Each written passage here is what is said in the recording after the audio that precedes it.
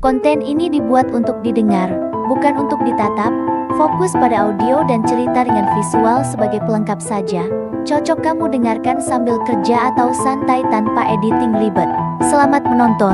Halo, bersama kami lagi di sini Tokopedia. Selamat datang kembali. Hari ini kita akan bahas seseorang yang mungkin namanya udah nggak asing lagi buat Anda. Pastinya, Sam Altman, CEO-nya OpenAI. Betul sekali.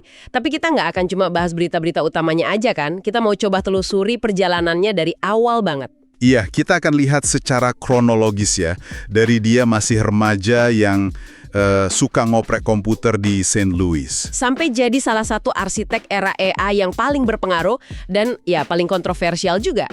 Betul. Sumber-sumber kita ini kan melukiskan gambaran seorang visioner yang percaya banget sama apa yang dia bangun.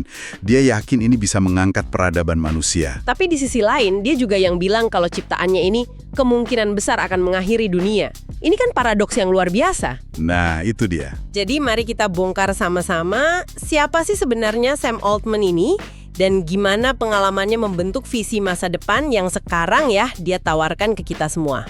Oke, menarik. Jadi kisah kita ini mulainya bukan di Silicon Valley ya, tapi di St. Louis, Missouri. Samuel Harris Altman, lahir tahun 1985. Betul. Dan dari kecil dia udah kelihatan banget ketertarikannya sama teknologi. Dia dapat komputer pertamanya, sebuah Apple Macintosh, waktu umur 8 tahun. Dan katanya langsung jatuh cinta ya. Langsung belajar coding sendiri, bongkar pasang hardware, ya tipikal anak nerd sejati lah, dalam artian yang paling positif. Dan keberaniannya kayaknya udah kelihatan dari dulu. Ada satu cerita menarik waktu dia SMA kan? Oh iya, yang itu. Di sebuah rapat sekolah, di awal tahun 2000-an, di Midwest Amerika yang cenderung konservatif. Dia secara terbuka menyatakan orientasi seksualnya sebagai gay. Itu butuh keberanian yang luar biasa loh pada masa itu. Banget. Dan pola keberanian untuk mengambil sikap yang nggak populer ini kayaknya kebawa terus di karirnya. Menarik. Dari situ dia lanjut kuliah kan ke Stanford, ambil ilmu komputer, jalur yang ya umum lah buat calon-calon raksasa teknologi. Benar. Tapi dia nggak sampai selesai, kayak banyak legenda Silicon Valley lainnya. Sebut aja Bill Gates, Mark Zuckerberg. Dia drop out. Betul, drop out setelah 2 tahun. Di usia 19, tahun 2005, dia langsung tancap gas bikin startup pertamanya bareng teman-temannya. Namanya Looped. Looped. Saya agak-agak ingat namanya. Ini aplikasi jejaring sosial berbasis lokasi kan? Salah satu yang pertama banget. Tepat sekali. Idenya sangat visioner. Bahkan mereka jadi salah satu dari 8 perusahaan pertama yang diterima di inkubator startup legendaris, Y Combinator. Wow, jadi dari awal udah masuk lingkaran elit Silicon Valley ya? Udah. Dan Loop ini berhasil mengumpulkan pendanaan yang lumayan besar loh. Lebih dari 30 juta dolar. Oke, pendanaan besar, ide visioner, masuk YC angkatan pertama. Harusnya ini resep sukses kan? Tapi kalau dari yang kita baca, ceritanya nggak semulus itu ya? Sama sekali nggak. Ini mungkin pelajaran pertamanya tentang kegagalan. Walaupun valuasinya sempat tinggi, mereka nggak pernah benar-benar dapat pengguna yang solid dan loyal. Kenapa kira-kira? Intinya, orang nggak merasa butuh untuk terus-terusan membagikan lokasi mereka. Akhirnya, tahun 2012, Loop dijual seharga 43,4 juta dolar. Itu hitungannya bukan sukses besar ya di Silicon Valley? Bukan. Itu lebih dianggap sebagai acqui-hire. Jadi perusahaan lain beli Loop itu lebih buat dapat orang-orang pintarnya, bukan produknya. Jadi kegagalan pertamanya cukup telak. Dan sepertinya ini momen yang sangat membentuk dia. Dia sendiri pernah bilang kan pelajaran dari Loop itu. Oh, kutipannya yang terkenal itu. Anda tidak bisa membuat manusia melakukan sesuatu yang tidak mereka inginkan. Nah, itu dia. Sederhana tapi dalam banget. Dan kayaknya pelajaran itu dia bawa terus ke proyek-proyek berikutnya. Tepat. Setelah jual Loop, dia nggak menghilang, justru makin masuk ke jantung ekosistem startup. Tahun 2011, dia gabung lagi sama Y Combinator. Tapi kali ini sebagai mitra paruh waktu. Betul, dan performanya luar biasa banget. Sampai tahun 2014, pendiri YC, Paul Graham, nunjuk dia jadi presiden yang baru. Nah, di YC inilah namanya benar-benar meroket. Dia bukan lagi sekedar pendiri startup yang gagal, tapi jadi semacam kingmaker. Apa sih visinya buat YC waktu itu? Visinya itu, wah, ambisius banget. Dia mau mengubah YC dari inkubator butik jadi pabrik startup raksasa. Targetnya mendanai 1.000 perusahaan per tahun. 1.000 perusahaan setahun. Gila. Iya. Dan dia juga mendorong YC untuk investasi di hard technology, teknologi yang rumit, kayak fusi nuklir, bioteknologi, dan tentu saja AI. Dan berhasil kan? Maksudnya di bawah dia lahirlah Airbnb, Dropbox, Stripe. Benar. Valuasi portofolio YC meledak. Dia jadi dikenal punya intuisi tajam, bisa melihat masa depan. Jadi orang pertama yang dihubungi para founder kalau lagi krisis. Tapi sumber-sumber kita juga nunjukin ada sisi lain ya. Nggak semuanya mulus. Katanya para mitra di sana mulai resah. Kenapa itu? Masalah utamanya, fokus Altman mulai terbelah. Dia makin banyak pakai waktu dan energinya buat proyek-proyek pribadi di luar YC. Dan proyek yang paling menyita perhatiannya. OpenAI, sebuah lab riset AI yang dia dirikan bareng beberapa orang lain. Para mitra di YC merasa Altman udah nggak 100% komit lagi. Jadi ada semacam ketegangan internal ya. Dan puncaknya di tahun 2019, dia resmi meninggalkan YC. Narasi publiknya kan dia mundur baik-baik. Betul, narasi publiknya gitu. Mundur sukarela buat fokus ke OpenAI. Tapi beberapa laporan yang lebih dalam bilang ceritanya lebih kompleks. Gimana tuh? Disebutkan kalau para mitra YC sebenarnya udah kehilangan kepercayaan. Dan secara internal memintanya untuk mundur. Wah, jadi bukan murni pengunduran diri sukarela ya? Sepertinya begitu. Lebih kayak perpisahan yang didorong dari dalam. Dan ini jadi semacam pola di karir Altman. Di permukaan terlihat damai, tapi di baliknya lebih rumit. Oke, jadi babak YC ditutup dan kita masuk ke era OpenAI yang awalnya punya misi yang sangat-sangat berbeda dari yang kita kenal sekarang. Nirlaba ya? Betul, misinya sangat idealistis.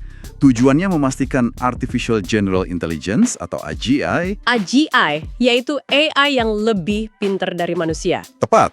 Memastikan AGI ini bermanfaat bagi seluruh umat manusia, bukan cuma buat satu perusahaan aja. Jadi semacam penjaga gerbang yang baik hati gitu ya. Mereka takut apa sih waktu itu? Ketakutan utamanya itu konsentrasi kekuasaan. Para pendirinya termasuk Sam Altman dan juga Elon Musk. Loh, Elon Musk juga salah satu pendirinya. Betul. Musk salah satu pendorong utamanya. Mereka khawatir AGI bakal dikuasai satu raksasa kayak Google. Makanya model nirlaba dipilih biar misi kemanusiaan selalu di atas profit. Oke. Tapi kan misi nirlaba yang idealis itu nggak bertahan lama. Tahun 2019 ada perubahan fundamental. Nah, ini titik baliknya. OpenAI berubah jadi entitas laba terbatas atau capped profit. Kenapa ada perubahan drastis gitu? Alasannya sangat pragmatis. Uang. Altman bilang biaya untuk mencapai AGI itu jauh lebih besar dari yang mereka bayangkan. Biaya komputasi untuk melatih model AI kan memang gila-gilaan mahalnya. Tepat. Dan mereka juga harus bersaing sama Google buat rekrut talenta terbaik, yang gajinya tinggi banget. Donasi aja nggak akan pernah cukup. Jadi ini semacam kompromi. Mereka butuh uang tapi nggak mau jadi perusahaan serakah. Solusinya ya model cap profit ini. Betul, keuntungan investornya dibatasi. Tapi langkah ini jelas kontroversial banget. Misi awal buat mendemokratisasi AI mulai bentrok sama realitas komersial. Dan untuk dapat modal masif itu, mereka akhirnya gandeng Microsoft kan? Dengan kemitraan miliaran dolar. Ironis ya, organisasi yang didirikan buat mencegah monopoli AI, sekarang malah sangat bergantung pada salah satu perusahaan teknologi terbesar di dunia. Sebuah ironi yang luar biasa. Dan dari kemitraan inilah lahir sesuatu yang mengubah dunia. 30 November 2022, ChatGPT dirilis. Momen yang kayaknya semua orang inget. Bahkan tim OpenAI sendiri kaget sama dampaknya. Mereka nggak nyangka bakal seviral itu. Sejak itu, Altman jadi figur global. Dan dia vokal banget soal dampak AI ke dunia kerja. Dia jujur banget ya soal ini. Blak-blakan. Dia terang-terangan bilang beberapa pekerjaan pasti akan hilang. Titik. Contohnya layanan pelanggan atau customer support. Tapi untuk profesi lain, dia lebih hati-hati. Kayak programmer misalnya. Untuk programmer, dia merasa AI bakal jadi alat bantu yang luar biasa. Tapi mungkin nggak menghilangkan pekerjaan sepenuhnya. Tapi kalau profesi yang butuh koneksi manusia kayak perawat, dia yakin itu bakal relatif aman. Oke, jadi dia prediksi bakal ada dislokasi ekonomi besar-besaran. Lalu solusinya apa menurut dia? Nah, disinilah kita masuk ke salah satu gagasan terbesarnya. Universal Basic Income atau UBI, pendapatan dasar universal. UBI. Idenya AI bakal menciptakan kekayaan yang begitu besar sampai kita bisa kasih gaji dasar buat semua orang dewasa tanpa syarat. Tepat. Dia percaya berbagi kekayaan akan jadi norma baru. Tapi, ada juga perspektif yang lebih sinis soal ini. Gimana tuh? Ada yang berpendapat kalau UBI yang diusulkan para elit teknologi ini bukan murni filantropi.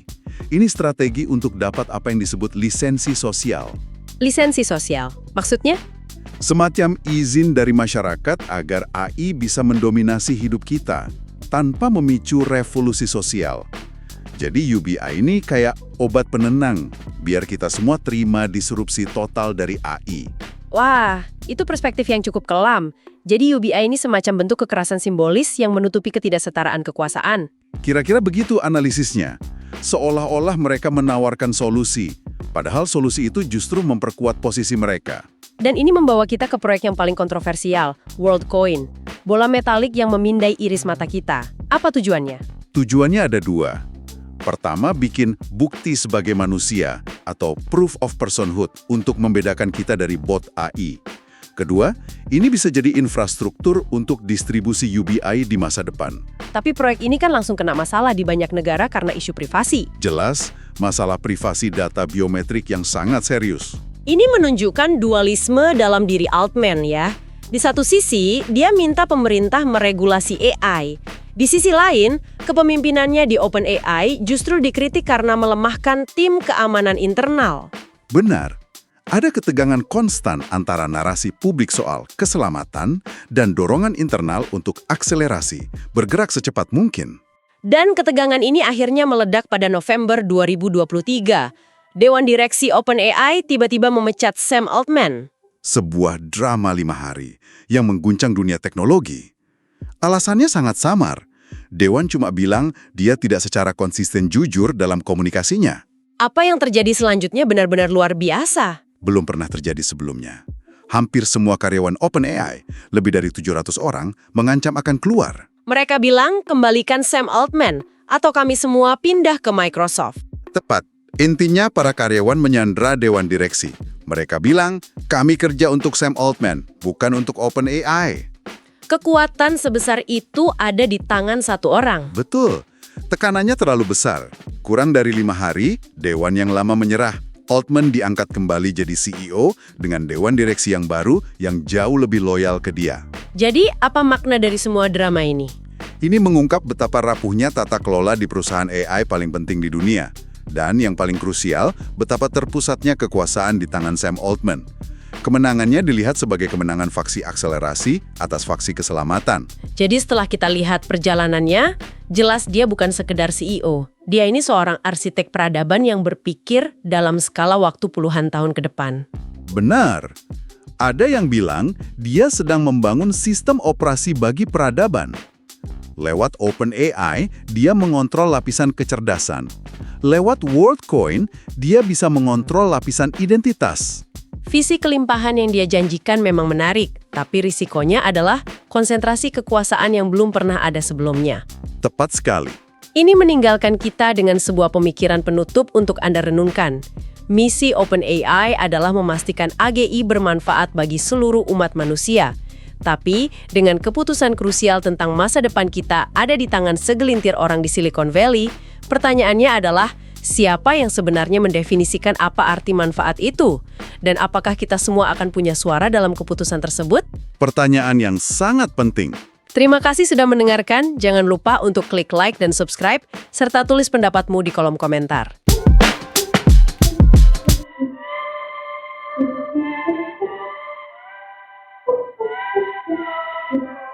Thank you.